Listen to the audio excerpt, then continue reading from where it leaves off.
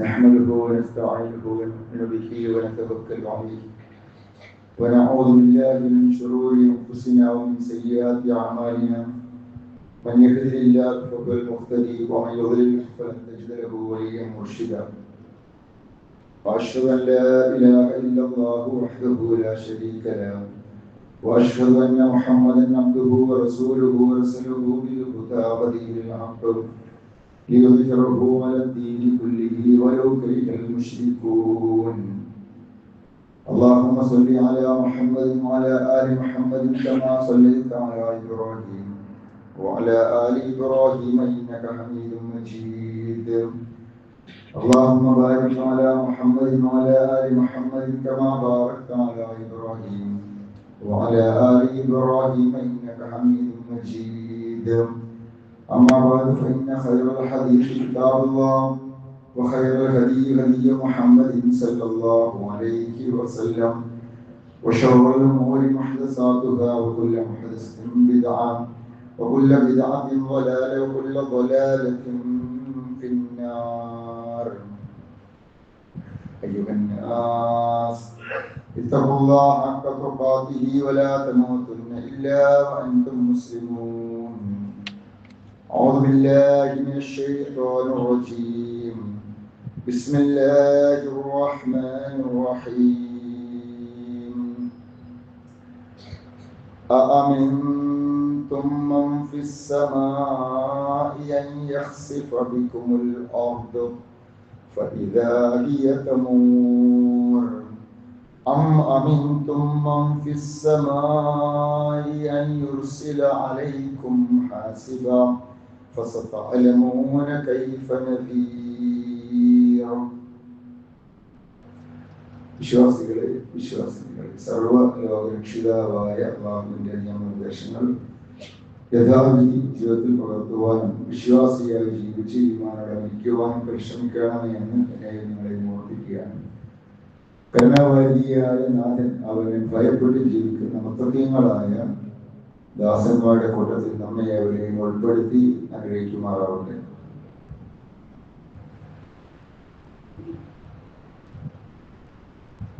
അല്ലാഹു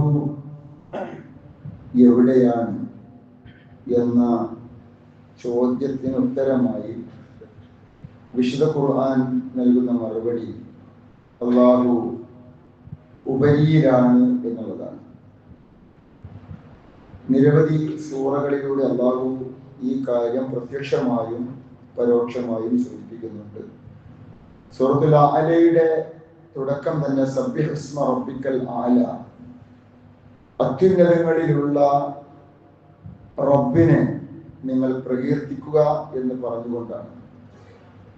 വിശുദ്ധ ഖുർആനിലെ ഞാൻ നിങ്ങളെ ഓതിക്കേൽപ്പിച്ച വാക്യം സൂറ അൽ മുൽക്കിലെ 16-17 വാചകങ്ങൾ.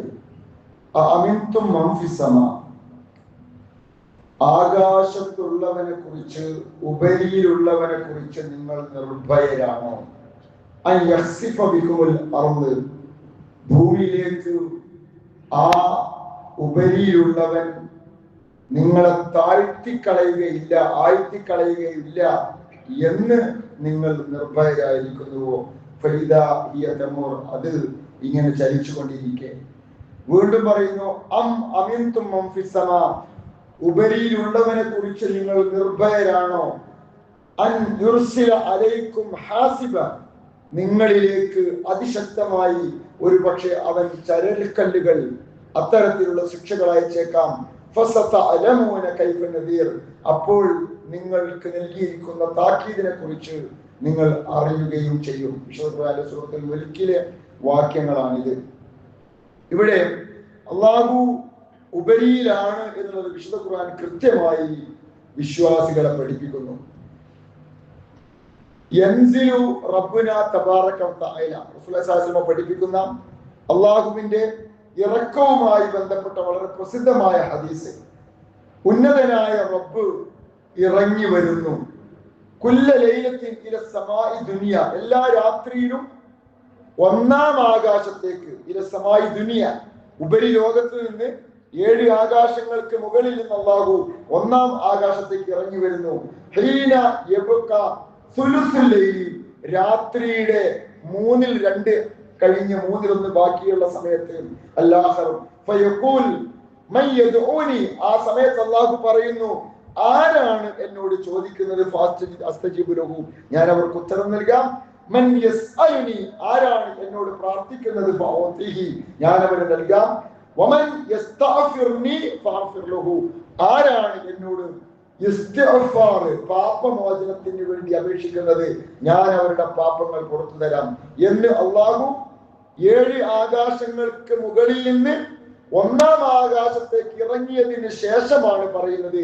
രാത്രിയുടെ 1/3 ബാക്കിയുള്ള സമയത്ത്, പാതിരാത്രിക്ക് ശേഷമുള്ള സമയത്ത്, പ്രഭാതത്തിന് തൊട്ട് മുമ്പുള്ള സമയത്ത്. ഇത് ഖുർആനിൽ നമുക്ക് കാണുവാൻ സാധിക്കും, ഹദീസിലൂടെ നമുക്ക് മനസ്സിലാക്കുവാൻ സാധിക്കും. മുആവിയത്ത് ബിനുൽ ഹക്കം അസ്സലമി എന്ന് പറയുന്ന സ്വഹാബി, അദ്ദേഹം സൂക്ഷ്മതയുള്ള ഒരു മനുഷ്യനായിരുന്നു. പക്ഷേ അദ്ദേഹം ഒരു സന്ദർഭത്തിൽ തന്റെ വൃക്കയെ, വേലക്കാരിയെ ഒരു ദേഷ്യത്തിൽ അടിച്ചുപോയി. അടി കഴിഞ്ഞ് അടിച്ചിട്ട് അദ്ദേഹത്തിന് സങ്കടമായി.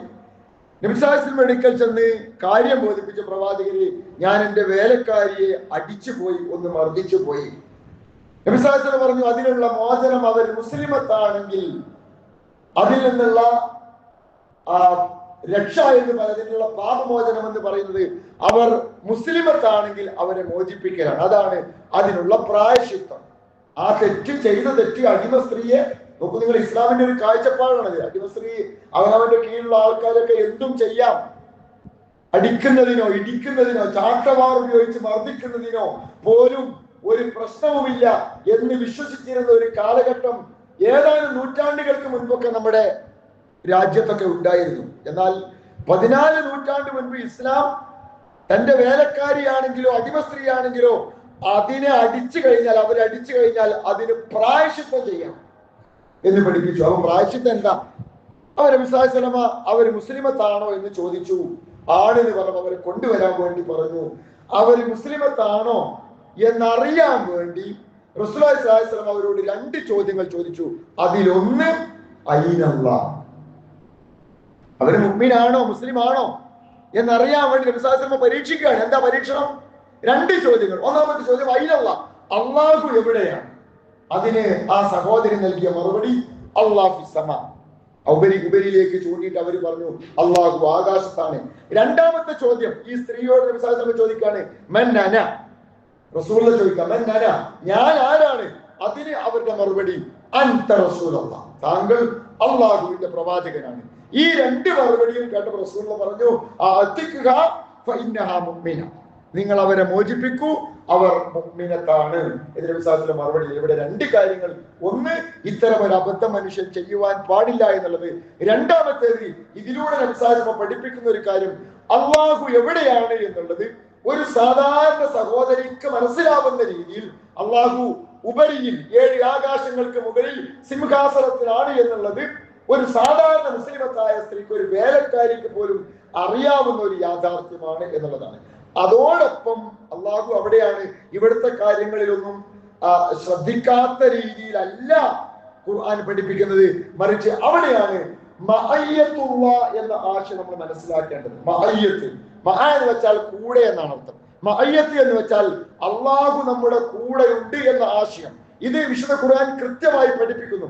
അല്ലാഹു ആസനസ്ഥനാവുന്നത് അല്ലെങ്കിൽ സിംഹാസനസ്ഥനാവുന്നത് ഉപരിയിലാണെങ്കിലും അല്ലാഹു നമ്മുടെ കൂടെ ഉണ്ട് എന്നുള്ള വിശ്വാസം. അവൻ നിങ്ങളോടൊപ്പമുണ്ട്. ഐനമാ കുൻതും, നിങ്ങൾ എവിടെയായിരുന്നാലും അല്ലാഹു നിങ്ങൾക്കൊപ്പമുണ്ട്. വല്ലാഹു ബിമാ തഅമലൂന ബസീർ, അല്ലാഹു നിങ്ങൾ പ്രവർത്തിക്കുന്നതിനെ കുറിച്ച് കൃത്യമായി അറിവുള്ളവനാണ്. അതിന്റെ വിശദീകരണമാണത്. അല്ലാഹു കൃത്യമായി നിങ്ങളെ കുറിച്ച് അറിയുന്നുണ്ട്, മനസ്സിലാക്കുന്നുണ്ട്. അല്ലാഹു അങ്ങ് അവിടെയല്ലേ, അല്ലാഹു ഇതൊന്നും കാണുന്നില്ലല്ലോ, അറിയുന്നില്ലല്ലോ എന്ന തെറ്റിദ്ധാരണ വേണ്ട. അതാണ് അല്ലാഹുവിന്റെ മഅയ്യത്ത്. അവൻ നമ്മോടൊപ്പമുണ്ട്, എല്ലാം കാണുന്നുണ്ട്, എല്ലാം കേൾക്കുന്നുണ്ട്. മൂസാ നബി സ്വല്ലല്ലാഹു ഹാറൂനിനോടും കൂടി അല്ലാഹു ഫറോവയുടെ അടുക്കലേക്ക് ദാവത്തിന് പോകാൻ വേണ്ടി പറയാം. അപ്പോ ഫിർഔന്റെ സ്വഭാവം എല്ലാവർക്കും അറിയാം, ക്രൂരനാണ്, വളരെ ക്രൂരമായി പെരുമാറുന്നവനാണ്. എന്ത് ശിക്ഷ നടവില്ല. ഞാനാണ് റബ്ബ് എന്ന് പറഞ്ഞു നിൽക്കണ ഫിർഔന്റെ അടുക്കലേക്ക് മൂസാ നബി ചെന്നിട്ട് നീ റബ്ബല്ല, റബ്ബ് ഉപരിയിലുള്ള മറ്റൊരുത്തനാണ് എന്ന് പറഞ്ഞാൽ എന്തും ചെയ്യാൻ സാധ്യതയുണ്ട്. അപ്പൊ അവിടെ ചെന്നിട്ട് പറയണം എന്ന് മൂസാ നബിയോടും ഹാറൂൻ അലൈഹിസ്സലാമിനോടും അള്ളാഹു പറഞ്ഞപ്പോ അവർ ചോദിക്കുന്നുണ്ട് അള്ളാഹുവോട്, അള്ളാഹുവേ അവന്റെ അടുക്കൽ ചെന്നാൽ അവൻ ഞങ്ങളെ ശിക്ഷിക്കയില്ലേ? അതിന് അള്ളാഹു നൽകുന്ന മറുപടി നിങ്ങൾ രണ്ടാളും പേടിക്കേണ്ട, നിങ്ങൾ പോയിക്കോളൂ. കാരണം എന്താ? ഞാൻ നിങ്ങൾക്കൊപ്പമുണ്ട്. ഞാൻ എല്ലാം കാണുന്നു, എല്ലാം കേൾക്കുന്നു. ആ നിലക്ക് ഞാൻ നിങ്ങൾക്കൊപ്പമുണ്ട് എന്ന് കൃത്യമായി മൂസാ അലൈഹിസ്സലാമിനെയും ഹാറൂൻ അലൈഹിസ്സലാമിനെയും പഠിപ്പിച്ചിട്ടാണ് അള്ളാഹു ദഅവത്തിന് വേണ്ടി പറഞ്ഞേക്കുന്നത്. പണ്ഡിതന്മാർ വിശദീകരിക്കുന്നുണ്ട് അള്ളാഹുവിന്റെ ഈ മഅയ്യത്ത്, അള്ളാഹു ഖരീബാണ്, സമീപസ്ഥനാണ് എന്ന് പറഞ്ഞാൽ അതിന്റെ അർത്ഥം ഇന്നല്ലാഹു ഖരീബും മിൻ ഇബാദിഹി, അള്ളാഹു തന്റെ അടിമകളോട് ഏറ്റവും അടുത്ത് നിൽക്കുന്നവനാണ്. യഅലമു അഹ്വാലഹും, അവൻ കൃത്യമായി അവര് എന്തൊരു ഹാലിലാണ് ഉള്ളത്, സങ്കടത്തിലാണോ, സന്തോഷത്തിലാണോ, പ്രതിസന്ധിയിലാണോ, പ്രശ്നത്തിലാണോ, സന്തോഷത്തിലാണോ, ഇനി വേണ്ടാത്തരത്തിലാണോ എന്നുള്ളതൊക്കെ കൃത്യമായി അവന്റെ എല്ലാ ഹാലും ആർക്കറിയാം? എവിടെയാണെങ്കിലും അവൻ അറിയാം. അവരുടെ ചോദ്യങ്ങൾക്ക് അവൻ ഉത്തരം നൽകും. ആ നിലക്ക് അവൻ നമ്മളോടൊപ്പമുണ്ട്, നമ്മുടെ സമീപസ്ഥനാണ്. എല്ലാ സമയത്തും എല്ലാ സന്ദർഭത്തിലും, രാവെന്നോ പകലെന്നോ, നമ്മുടെ ക്ഷീണമുള്ള സമയമെന്നോ, നമ്മൾ ഉറങ്ങുന്ന സമയമെന്നോ, നമ്മൾ വിശ്രമിക്കുന്ന സമയമെന്നോ, ജോലി ചെയ്യുന്ന സമയമെന്നോ ഒരു വ്യത്യാസവും ഇല്ലാതെ എല്ലാ സമയത്തും എല്ലാ കാലത്തും അള്ളാഹു നമ്മളോടൊപ്പമുണ്ട്. അതാണ് ആ മഅയ്യത്തിന്റെ അർത്ഥം എന്നുള്ളത് തഫ്സീറുകളിൽ പണ്ഡിതന്മാർ വിശദീകരിക്കുന്നു. വിശുദ്ധ ഖുർആൻ സൂറത്തുൽ ഖാഫിലെ 16-ാമത്തെ ആയത്തിലൂടെ പഠിപ്പിക്കുന്നത് വലഖദ് ഖലഖനൽ ഇൻസാന, മനുഷ്യനെ നാം സൃഷ്ടിച്ചിരിക്കുന്നു. അവന്റെ മനസ്സ് മന്ത്രിക്കുന്നത് നമുക്കറിയാം. മനുഷ്യന്റെ മനസ്സിൽ എന്തൊക്കെയാണ് വിചാരങ്ങള്, വികാര വിക്ഷോഭങ്ങള്, അവൻ ചിന്തിക്കുന്നത്, ആലോചിക്കുന്നത്, എല്ലാ കാര്യങ്ങളും നമുക്കറിയാം. നാം അവനോട് സമീപസ്ഥനാണ്. എത്രത്തോളം? മിൻ ഹബിലിൽ വരീദ്. ഹബിലിൽ വരീദ് എന്ന് വെച്ചാൽ അർത്ഥം പറയാറുള്ളത് ജീവനാടി, കണ്ഠനാടി എന്നൊക്കെയാണ്. അവന്റെ കഴുത്തിലുള്ള, അവന്റെ ജീവൻ നിലനിർത്തുന്ന ഏറ്റവും പ്രധാനപ്പെട്ട ആ നാഡീകോശങ്ങളുണ്ടല്ലോ, അത് അവനുമായി എത്ര ബന്ധപ്പെട്ടതാ, അത് അവന്റെ എത്ര അടുത്താ. എന്നാൽ അതിനേക്കാൾ അല്ലാഹു നമ്മോട്, നമ്മുടെ നാഥൻ നമ്മോട് അടുത്തവനാണ്. അതാണ് മഅയ്യത്തുള്ള. അത് അങ്ങനെ തന്നെ നമ്മൾ മനസ്സിലാക്കണം. അതെങ്ങനെയാണ്? നമ്മളെ ബുദ്ധിയിൽ മനസ്സിലാവാത്ത കാര്യങ്ങളൊന്നും ഈ ലോകത്ത് ഇല്ല, നമ്മൾ ചിന്തിക്കാൻ പാടില്ല. അള്ളാഹു സിംഹാസനസ്ഥനാണ് എന്ന് പറയുന്നതോടൊപ്പം തന്നെ സർവ്വ കാര്യങ്ങൾക്കും സാധിക്കുന്ന നാഥൻ നമ്മുടെ കൂടെയുണ്ട് എന്ന് വിശുദ്ധ ഖുർആൻ പഠിപ്പിച്ചാൽ അത് നമ്മൾ ആ രീതിയിൽ ഉൾക്കൊള്ളാം. പണ്ഡിതന്മാർ പറയുന്നുണ്ട് ഈ മഅയ്യത്തിന്റെ ഒരു 2 തലം. ഒന്നാമത്തേത് എല്ലാ ആളുകൾക്കും കൂടെ അള്ളാഹു ഉണ്ടാവും എന്നുള്ളൊരു മഅയ്യത്ത്. അതായത് വഹുവ മഅക്കും ഐനമാ കുൻതും, നിങ്ങൾ എവിടെയായിരുന്നാലും നിങ്ങളുടെ കൂടെ അള്ളാഹു ഉണ്ട്. അത് ഏത് ജാതി, ഏത് മതം, ഏത് ടൈപ്പ്, നല്ലോനാണോ ചീത്തയാണോ എന്നൊന്നും വ്യത്യാസമില്ല. അവരെയൊക്കെ നിരീക്ഷിക്കുന്നവരായി അവർക്കൊപ്പം അള്ളാഹു ഉണ്ട്.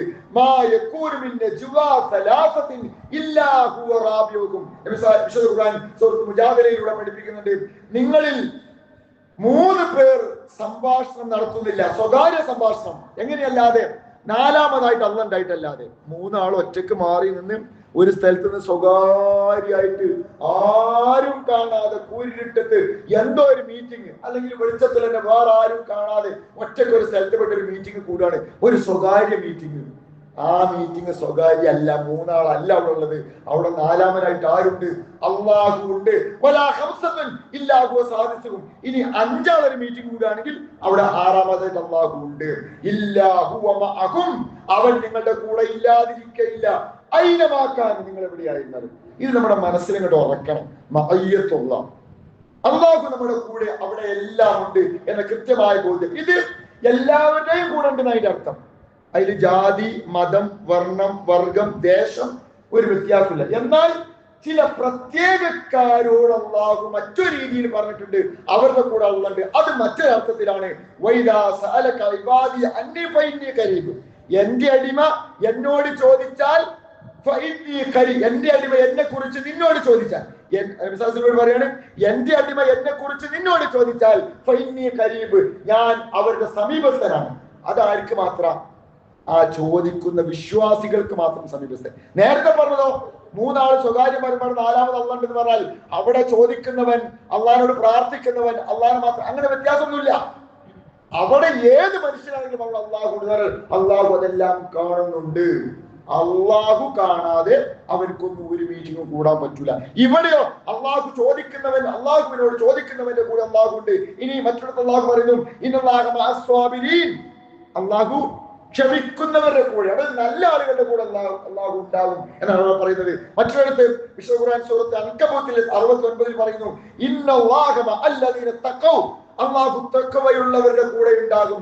വല്ലദീന ഹും മുഹ്സിനൂൻ,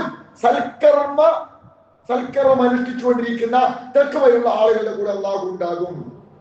ഇനിയും പറയുന്നു, സൂറത്തിന്റെ അഹ്ലിലാണത്.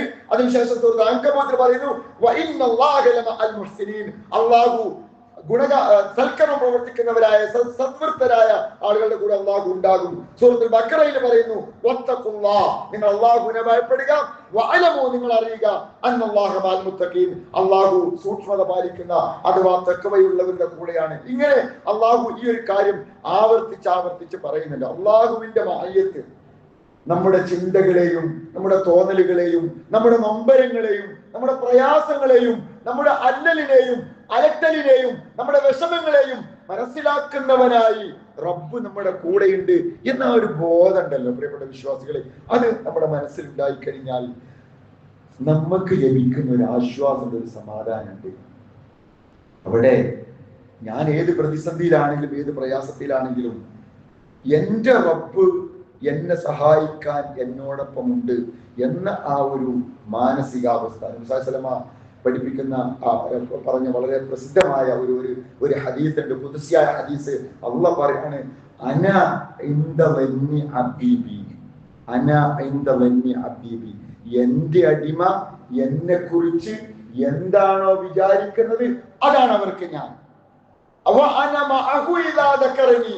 എന്നെ കുറിച്ച് അവൻ ഓർത്താൽ ഞാൻ അവനോടൊപ്പം ഉണ്ടാകും. അപ്പൊ നിങ്ങൾ ശരിക്കും ഒരു ഇന്ന് പുതിയ മോഡേൺ സൈക്കോളജി പറഞ്ഞ ചില തിയറികളൊക്കെ ഉണ്ട്.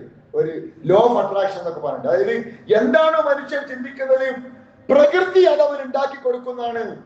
ആൽക്കമിസ്റ്റിന്റെയും അതേപോലെ തന്നെ പൗലോ കൊയ്ലോയുടെയും ഒക്കെ ഈ ലോ ഓഫ് അട്രാക്ഷനിൽ പറയേണ്ടത് അതൊക്കെ ഈ അടുത്ത കാലത്ത് മനുഷ്യൻ ഉണ്ടാക്കിയ ചില തിയറികളാണ്. പ്രകൃതിക്കായിട്ടൊന്നും ചെയ്യാൻ സാധിക്കുകയില്ല. എന്നാൽ പ്രകൃതിയുടെ സൃഷ്ടാവ് പറയുന്നുണ്ട്,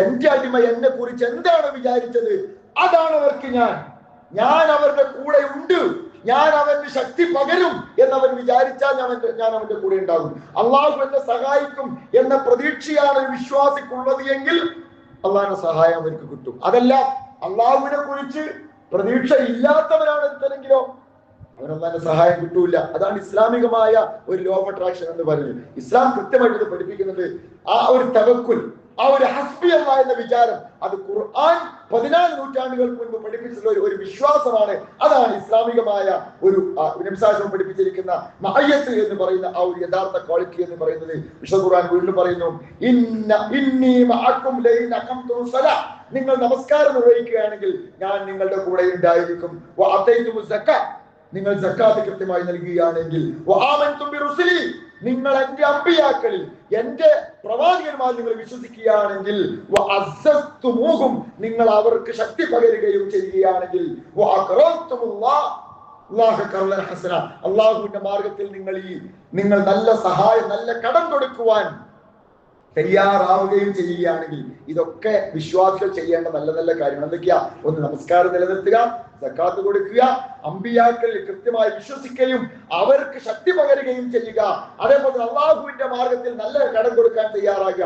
അതൊക്കെ കൊടുക്കുന്ന ആളുകളുടെ കൂടെ ആരുണ്ടാകും? റബ്ബുണ്ടാകും. ലഉകഫിറന്ന അൻകും സയ്യാത്തിക്കും, അവരുടെ പാപങ്ങൾ നാം അവർക്ക് പുറത്തു കൊടുക്കും. വലഉദ്ഖിലന്നകും ജന്നാത്തിൻ തജ്രി, അവരെ നാം താഴ്ഭാഗത്തിലൂടെ നദികൾ ഒഴുകുന്ന സ്വർഗത്തിൽ പ്രവേശിക്കുകയും ചെയ്യും. സുഹൃത്ത് മാഇദയിലെ 12-ാമത്തെ ആയത്തിലൂടെ പഠിപ്പിക്കുന്നു.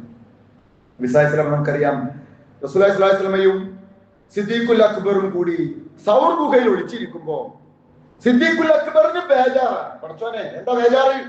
അദ്ദേഹത്തിന് അബൂബക്കർ സിദ്ദീഖ് തന്നെ പറ്റുമെന്നുള്ള ബേജാറല്ല, റസൂലുള്ളാഹിക്ക് വല്ലതും പറ്റിയാലോ എന്ന ബേജാറ് കാരണം നബി സല്ലല്ലാഹു അലൈഹി വസല്ലമയോട് ആശങ്ക അവതരിപ്പിച്ചപ്പോ റസൂലുള്ളാഹി സ്വല്ലല്ലാഹു അലൈഹി വസല്ലമയുടെ മറുപടി എന്താ അറിയോ? ലാ തഹസൻ, പേടിക്കേണ്ട സിദ്ദീഖേ, ഇന്നല്ലാഹ മഅനാ, അല്ലാഹ് നമ്മളെ കൂടെ ഉണ്ട്. ഇന്നല്ലാഹ മഅനാ മഅയ്യത്ത്, ഇന്നല്ലാഹ മഅനാ, അല്ലാഹ് നമ്മുടെ കൂടെ ഉണ്ട്. ആ ഒരു വിശ്വാസമാണ് വിശ്വാസിക്ക് മനക്കരുത്ത് നൽകുന്നത്, ആത്മബലം നൽകുന്നത്, കോൺഫിഡൻസ് നൽകുന്നത്. അവിശ്വാസിയിൽ നിന്ന് വിശ്വാസിയെ വ്യതിരിക്തനാക്കുന്നത് ആ ഒരു ബോധമാണ്. ജീവിതത്തിൽ ചിലപ്പോ എല്ലാവർക്കും പ്രയാസങ്ങൾ ഉണ്ടാവും, പ്രതിസന്ധികൾ. കച്ചവടം, വിശ്വാസി കച്ചവടം ചെയ്താലും ചിലപ്പോൾ പരാജയപ്പെടാം, അവിശ്വാസി കച്ചവടം ചെയ്താലും ചിലപ്പോൾ പരാജയപ്പെടാം. അസുഖം വിശ്വാസിക്കും വരാം, അവിശ്വാസിക്കും വരാം. പക്ഷെ വിശ്വാസിക്ക് എന്ത് വന്നാലും റബ്ബി, എനിക്കതിലൊന്നും പ്രശ്നമില്ല, റബ്ബിന് കാണുന്നുണ്ടല്ലോ, അത് മതി എനിക്ക് എന്ന ഒരു ബോധം ഒരു വിശ്വാസിക്കുണ്ടാകും. ലാ തഹസൻ ഇന്നല്ലാഹ മഅനാ, അതാണ് വിശ്വാസിയെ വ്യതിരിക്തമാക്കുന്നത്. ഞാൻ നേരത്തെ സൂചിപ്പിച്ച മൂസാ നബി സ്വല്ലല്ലാഹു കഥയില്, സംഭവത്തില് മൂസാ നബിയെയും അനുയായികളെയും അള്ളാഹു അത്ഭുതകരമായി രക്ഷപ്പെടുത്തി. അങ്ങനെ പിന്നീട് അള്ളാഹുവിന്റെ കൽപ്പന ശത്രുക്കളുമായി പോയിട്ട് യുദ്ധം ചെയ്യാൻ വേണ്ടിട്ട്. പക്ഷെ യുദ്ധം ചെയ്യാൻ പറഞ്ഞപ്പോ മൂസാ നബിയുടെ ആൾക്കാര് അവർക്ക് ഒരുപാട് അനുഗ്രഹങ്ങൾ അന്ന് ചെയ്തു കൊടുത്തു. പക്ഷെ അതിനൊന്നും അവർ നന്ദി കാണിച്ചില്ല. അവര് മൂസാ നബിയോട് പറഞ്ഞൊരു വാക്കുണ്ട്, ഈ റബ്ബ് പോയിട്ട് യുദ്ധം ചെയ്തോ. മൂസാ നബി ആളുകൾക്ക് ഈ സഹായങ്ങളൊക്കെ മഞ്ഞയും സെൽവിയും ഇറക്കി കൊടുത്തു, ശത്രുക്കളിൽ രക്ഷപ്പെടുത്തി, എന്തെല്ലാം സഹായങ്ങൾ തണലിട്ട് കൊടുത്തു, മരുഭൂമിയിൽ താമസിപ്പിച്ചൊക്കെ ചെയ്തു കൊടുത്തിട്ട് ശത്രുക്കളോട് യുദ്ധം ചെയ്യാൻ കൂടെ വരണമെന്ന് പറഞ്ഞപ്പോ അവര് പറഞ്ഞ മറുപടി, മൂസേ അതിന്റെ റബ്ബ് പോയി യുദ്ധം ചെയ്ത് തോൽപ്പിച്ചിട്ട് ഞങ്ങളെ വിളിക്ക്, അപ്പൊ ഞങ്ങൾ അങ്ങോട്ട് വരാം. ഈ പ്രതിസന്ധിയുടെ ഘട്ടത്തിൽ മൂസാ നബി സ്വല്ലല്ലാഹു അലൈഹി വസല്ലമിന്റെ ആളുകൾ പരാതി പറഞ്ഞപ്പോ അവിടെ മൂസാ നബി പറഞ്ഞ വാക്കുണ്ട്, കാല ഇന്നമഈ റബ്ബി, നമ്മളെ പള്ളണ്ട് നല്ല പറഞ്ഞത്, മറിച്ചെന്താ ഇന്നമഈ റബ്ബി, എന്റെ കൂടെ എന്റെ റബ്ബ് ഉണ്ട് എന്നാ പറഞ്ഞത്. അപ്പോ അള്ളാഹുവിൽ തവക്കുൽ ചെയ്ത ആളുകളുടെ കൂടെ അവന്റെ റബ്ബ് ഉണ്ടാവുള്ളൂ. അതാണ് അള്ളാഹുവിന്റെ മഅയ്യത്ത് എന്ന് പറയുന്നത്. ഒരുപാട് സംഭവം നമുക്ക് ഇതുമായി ബന്ധപ്പെട്ട ചരിത്രത്തിൽ വായിക്കുവാൻ സാധിക്കും. അബ്ദുല്ലാഹി ഇബ്നു ഉബയ്യ് ഇബ്നു സലൂൽ നമുക്കറിയാം, മുനാഫിക്കുകളുടെ നേതാവായിരുന്നു. ഒരിക്കൽ വിശ്വാസികൾ നബി സല്ലല്ലാഹു അലൈഹി വസല്ലമയുടെ കൂടെ യുദ്ധം കഴിഞ്ഞ് തിരിച്ചു വരുമ്പോ അബ്ദുല്ലാഹി ഇബ്നു ഉബയ്യ് ഇബ്നു സലൂൽ തന്റെ കൂട്ടുകാരനോട് പറഞ്ഞു, മദീനയിൽ എത്തിയിട്ട് മുഹമ്മദിന്റെ ശത്രുക്കളുമായി കൂടിയാലോചിച്ചിട്ട് മുഹമ്മദിനെ മദീനയിൽ പുറത്താക്കണം എന്ന് ഇവര് സ്വകാര്യം പറഞ്ഞതാണ്. അത് കൂട്ടത്തിലുണ്ടായിരുന്ന ഒരു കുഞ്ഞായിരുന്നു, ആ സമയത്ത് അധികം പ്രായമൊന്നുമായിട്ടില്ല, ഒരു പിന്നെ അവരുടെ കൂടെ യുദ്ധത്തിലൊക്കെ പോകാൻ മാത്രം പ്രായം ഒരു ടീനേജിലുള്ള ഒരു പയ്യനായിരുന്നു സയ്യിദ് ഇബ്നുൽ അർഖം. അദ്ദേഹം ഇത് കേട്ടു. അദ്ദേഹം ഇത് സ്വഹാബാക്കളോട് നബി സല്ലല്ലാഹു അലൈഹി വസല്ലമയോട് പറഞ്ഞു, ഇങ്ങനെ ഉബയ്യ് സുലൂലും അബ്ദുല്ലാഹി ഇബ്നു ഉബയ്യ് ഇബ്നു സുലൂലും കൂട്ടുകാർ ഇങ്ങനെ പറഞ്ഞിട്ടുണ്ട്, മദീനയിൽ ചെന്നിട്ട് വിശ്വാസികളെ പുറത്താക്കുന്നതിനെ കുറിച്ച് ഗൂഢാലോചന നടത്തിയിട്ടുണ്ട് എന്ന വിവരം ഈ സയ്യിദ് ഇബ്നുൽ അർഖം ആളുകളോട് പറഞ്ഞു. പക്ഷെ അവരെ വിളിച്ച് ചോദ്യം ചെയ്തപ്പോ അവര് നിഷേധിച്ചു. അപ്പൊ ഇവര് കുട്ടികളാണ്, ഇവൻ കുട്ടിയാണ്, ഇയാൾ സ്വഹാബിയാണ്, പക്ഷെ അദ്ദേഹം കുട്ടിയാണ്. അപ്പോ ഇങ്ങനെ കുട്ടിയായിട്ട് ഒരു കള്ളം പ്രചരിപ്പിച്ചു എന്ന രീതിയിൽ ആൾക്കാരടിയിൽ വർത്താനുണ്ട്. കാരണം അബ്ദുല്ലാഹി ഇബ്നു ഉബയ്യ് ഇബ്നു സലൂലിന്റെ മുനാഫിക്കിന്റെ സ്വഭാവം ആളുകൾക്ക് ആ സമയത്ത് വല്ലാതെ അറിയില്ല. അങ്ങനെ ഈ സ്വഹാബിയായ ബാലന്റെ ഇമേജിന് കോട്ടം പറ്റിയപ്പോ അദ്ദേഹത്തിന് ഭയങ്കര പ്രയാസം. അദ്ദേഹം സത്യമാണ് പറഞ്ഞത്, ഇവരുടെ സംസാരം അദ്ദേഹം കേട്ടു പറഞ്ഞു പോയി. പക്ഷെ അവസാനം അള്ളാഹുവിന്റെ മഅയ്യത്ത്, അള്ളാഹു ഇത്തരം പ്രതിസന്ധികളിൽ കൂടെ ഉണ്ടാകും എന്നുള്ളതിനുള്ള തെളിവ് വിശുദ്ധ ഖുർആനിലെ സൂറത്തുൽ മുനാഫിഖൂൻ എന്ന അധ്യായം അവതരിപ്പിക്കുന്നു. അള്ളാഹു പറയുന്നു, യഖൂലൂന ലഇൻ റജഅന ഇലൽ മദീന, നിങ്ങൾ മദീനയിലേക്ക് മടങ്ങിയാൽ ലയുഖ്രിജന്ന, നിങ്ങളെ പുറത്താക്കുമെന്ന് അവർ പറയുന്നു. എന്നിട്ടോ അവിടെയുള്ള പ്രതാപികൾ, അഥവാ അവര് പ്രതാപികളാണ് വിശ്വസിച്ചിരുന്നത്, ഈ മുശ്രിക്കുകളെ എന്നല്ലോ, ആ പ്രതാപികൾ നിന്ദ്യരായ അഥവാ വിശ്വാസികളെ പുറത്താക്കും എന്നവർ പറയുന്നു. അള്ളാഹിന്റെ മറുപടി, വലില്ലാഹിൽ ഇസ്സ, യഥാർത്ഥത്തിൽ പ്രതാപം അള്ളാഹുവിനാണ്, വലി റസൂലിഹി, അവന്റെ പ്രവാചകനാണ്, വലിൽ മുഅ്മിനീൻ, വിശ്വാസികൾക്കാണ് പ്രതാപം, അവർക്കാണ് ഇസ്സത്ത്. വലാകിനൽ മുനാഫിഖീന ലാ യഅലമൂൻ. പക്ഷെ മുനാഫിക്കുകൾ ഇതൊന്നും മനസ്സിലാക്കുന്നില്ല എന്ന ആയത്ത് ഇങ്ങോട്ട് ഇറങ്ങി. നോക്കൂ, നിങ്ങളൊരു പ്രതിസന്ധി വന്നപ്പോ അള്ളാഹുവിൽ ശരിക്കും അങ്ങോട്ട് വിശ്വസിച്ചപ്പോ ആ മയ്യത്ത് അവിടെ ബോധ്യം, അള്ളാഹ് കൂണുണ്ട്, എവിടെയായിരുന്നാലും അള്ളാഹു കാണുന്നുണ്ട്, അറിയുന്നുണ്ട്. എന്നിട്ട് റസൂലുള്ളാഹി സ്വല്ലല്ലാഹു അലൈഹി വസല്ലമ ഈ സെയ്ദ് ഇബ്നുൽ അർഖം എന്ന് പറയുന്ന ബാലനെ അടുത്തേക്ക് വിളിച്ചിട്ട് കെട്ടിപ്പിടിച്ചിട്ട് പറഞ്ഞു, ഇന്നല്ലാഹ ഖദ് സദഖക യാ സെയ്ദ്, താങ്കൾ നിങ്ങൾ പറഞ്ഞതിനെ അള്ളാഹു സത്യപ്പെടുത്തിയിരിക്കുന്നു എന്ന് നബി സ്വല്ലല്ലാഹു അലൈഹി വസല്ലമ കുഞ്ഞിനെ ബാലനെ ചേർത്ത് വെച്ചിട്ട് പറയുന്ന എത്ര സംഭവങ്ങൾ ഇസ്ലാമിക ചരിത്രത്തിൽ നമുക്ക് വായിക്കുവാൻ സാധിക്കുന്നു. ഇതാണ് അള്ളാഹുവിനെ കുറിച്ച് നമ്മൾ ഒരു വിശ്വാസിയെ സംബന്ധിച്ചിടത്തോളം അള്ളാഹിനെ കുറിച്ച് ശരിക്കും മനസ്സിലാക്കുക. അപ്പോഴാണ് നമ്മൾക്കൊരു ആത്മവിശ്വാസവും നമ്മുടെ വിശ്വാസത്തിന് നമുക്കൊരു ആത്മസംതൃപ്തിയും ആ വിശ്വാസത്തോടെ ഒരു അഭിമാന ബോധവും. മറ്റാരെ പോലെ അല്ല ഞാൻ റബ്ബിനെ മനസ്സിലാക്കിയവനാണ്, റബ്ബിന് വേണ്ടി കുനിയുന്നവനാണ്, റബ്ബിന്റെ മുൻപിൽ കുമ്പിടുന്നവനാണ്. അത് റബ്ബ് കാണുന്നുണ്ട്, അവന് വേണ്ടിയാണ് ഞാൻ നമസ്കരിക്കുന്നത്. അതുകൊണ്ട് എന്ത് പ്രതിസന്ധി ഉണ്ടായാലും എന്റെ കൂടെ അവൻ ഉണ്ടാകും എന്ന ബോധം ഉണ്ടല്ലോ, അത് ഉള്ളിലേക്ക് കയറിയാൽ നമ്മൾക്ക് കിട്ടുന്ന ഒരു കോൺഫിഡൻസ് ഉണ്ട്. അത് മഅയത്തിലൂടെ അള്ളാഹുവിനെ കുറിച്ച് മനസ്സിലാക്കിക്കൊണ്ട് നാം ഉണ്ടാക്കിയെടുക്കുക. ഫഅലം അന്നഹു ലാ ഇലാഹ ഇല്ലല്ലാഹ്, അതാണ് അതിന്റെയൊക്കെ അർത്ഥം. നിങ്ങൾ ലാ ഇലാഹ ഇല്ലല്ലാഹ് അഥവാ അള്ളാഹുവിനെ കുറിച്ച് കൃത്യമായി മനസ്സിലാക്കുക. ആ രീതിയിൽ റബ്ബിനെ കുറിച്ച് ശരിയായി മനസ്സിലാക്കുന്ന വിശ്വാസികളുടെ കൂട്ടത്തിൽ അള്ളാഹു നമ്മെ എവിടെയും ഉൾപ്പെടുത്തി അനുഗ്രഹിക്കുമാറാവട്ടെ.